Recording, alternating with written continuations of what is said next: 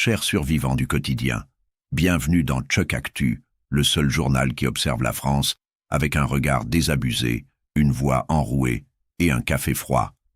Aujourd'hui au programme, des couteaux dans les cartables, des ados qui jouent à Mortal Kombat IRL, un karaoké qui finit en trachéo et une course-poursuite terminée en duo mortel. Installez-vous, c'est l'heure de votre dose de chaos, version France 2025. À Vendôme, 3 élèves de primaire ont eu une idée brillante. Organiser un meurtre collectif. Pas sur Fortnite, non, dans la vraie vie. But de la mission, buter la maîtresse. Parce que visiblement, les dictées, ça rend psychopathe. 3 couteaux à bout rond planqués dans le cartable. Pas vraiment John Wick, mais assez pour faire flipper l'équipe pédagogique. Résultat, pas de plainte. Les parents ont récupéré les couteaux, et probablement l'envie de consulter un exorciste. Illkirch Grafenstaden, ou comme on dit maintenant, poignard sur campus. 2 ados, 16 et 17 ans, poignardés près du lycée. L'un entre la vie et la mort.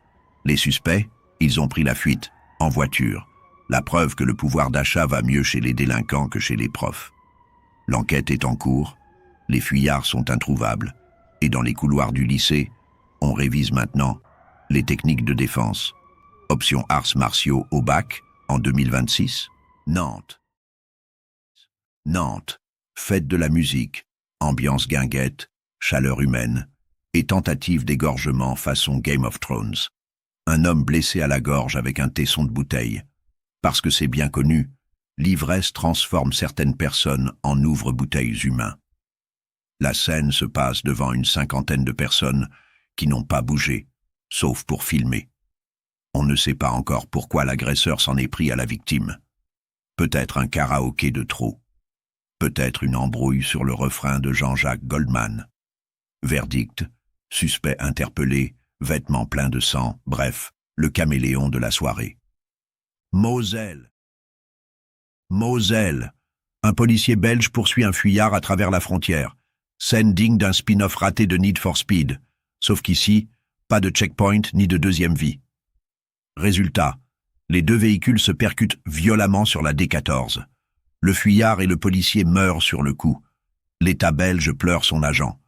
Le fuyard, on suppose que lui aussi aurait pleuré, s'il avait survécu. La route a été coupée pendant des heures. Certains automobilistes n'étaient pas sûrs de ce qui les rendait le plus en colère, l'accident ou les bouchons. Vous l'aurez compris, c'est aujourd'hui encore. La France a prouvé qu'elle pouvait surprendre, mais jamais dans le bon sens. Conseil de Chuck, planquez vos bouteilles, planquez vos cartables, et si vous croisez un CE2 qui murmure « c'est l'heure, changez d'école », on se retrouve demain, si vous êtes encore vivant.